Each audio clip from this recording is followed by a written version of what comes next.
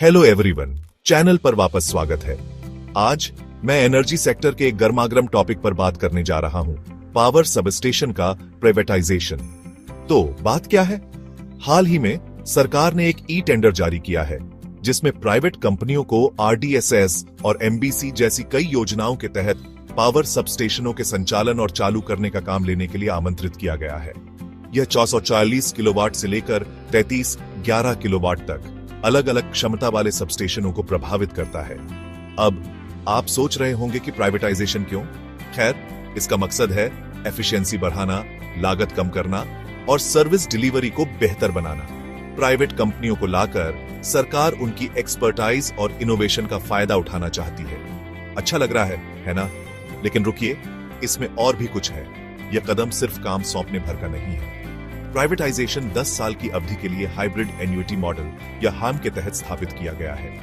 इसका मतलब है कि प्राइवेट कंपनियां इन सबस्टेशनों के संचालन के साथ साथ मीटरिंग, बिलिंग और कलेक्शन, जिसे आमतौर पर एमबीसी कहा जाता है, को भी संभालेंगी। तो कौन प्रभावित है? मुख्य रूप से यह जयपुर, अजमेर और जोधपुर डिस्कॉम क्षेत्रों के सभी जिलों को प्रभावित करता है। अगर आप इन क्षेत्रों में किसान या आम उपभोक्ता हैं, तो यह कदम आपके बिजली प्राप्त करने और भुगतान करने के तरीके को बदल सकता है। अब संभावित फायदे और नुकसान के बारे में बात करते हैं। अच्छी बात यह है कि प्राइवेटाइजेशन से इंफ्रास्ट्रक्चर का बेहतर रखरखाव, तेजी से रिस्पांस टाइम और सर्विस क्वालिटी में सुधार हो सकता है। प्राइवेट कंपनियां अक्सर ज्यादा फुर्तीली होती हैं और एफिशिएंसी बढ़ाने के लिए लेटेस्ट तकनीक में निवेश कर सकती हैं। हालांकि कुछ चिंताएं भी हैं। एक बड़ी चिंता यह है कि प्राइवेट कंपनियां जनसेवा से ज्यादा मुनाफे को प्राथमिकता दे सकती हैं। इससे सरकार हमारी बिजली प्राइवेट कंपनियों को देना चाहती है। मतलब साफ है, पैसा कमाना है तो कंपनियां कुछ भी करेंगी। ऐसे में हम गरीब लोग और किसान कहां जाएंगे? प्राइवेट बिजली का मतलब है महंगाई। फ्री में बिजली मिलना तो सपना हो जाएगा। नए मीटर लगेंगे और हर महीने बड़ा सा बिल। क्या किसान भाई और मजदूर इतना पैसा दे पाएंगे? प्राइवेट कंपनियों को तो सिर्फ मुनाफा चाहिए। मनमर्जी से दाम बढ़ाएंगी और हमारी मजबूरी का फायदा उठाएंगी। नौकरियां जाएंगी और हमारे बच्चों के लिए जिंदगी और मुश्किल हो जाएगी।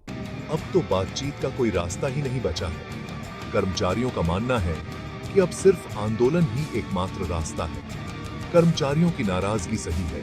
सरकार और मैनेजमेंट को उनकी मांगों पर ध्यान देना होगा, वरना आंदोलन की आग पूरे देश में फैल सकती है।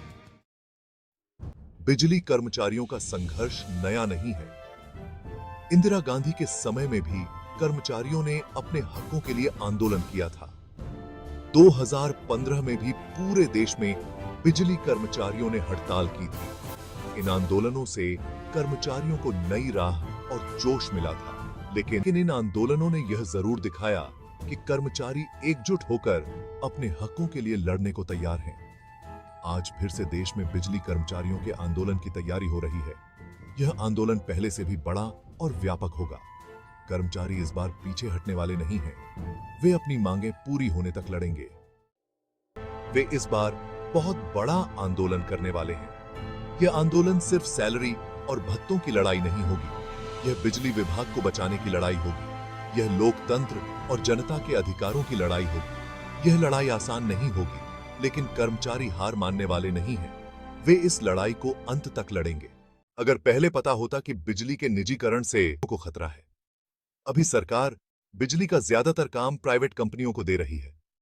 वो नए कर्मचारी नहीं रख रही। सब कुछ प्राइवेट हो रहा है। आज प्राइवेट कंपनियां ठेकों पर जीएसएस का काम ले रही हैं। एफआरटी टीमें इन कंपनियों के लिए काम करती हैं। कम पैसे में मजदूरों का शोषण होता है, सर्विस भी खराब। किसान इस लापरवाही से परेशान हैं। भविष्य में अमीर बिजनेसमैन बिजली को कंट्रोल करेंगे, मनमर्जी दाम लगाएंगे। वो हमारा शोषण करेंगे। इसलिए हमें इस निजीकरण के खिलाफ आवाज उठानी होगी।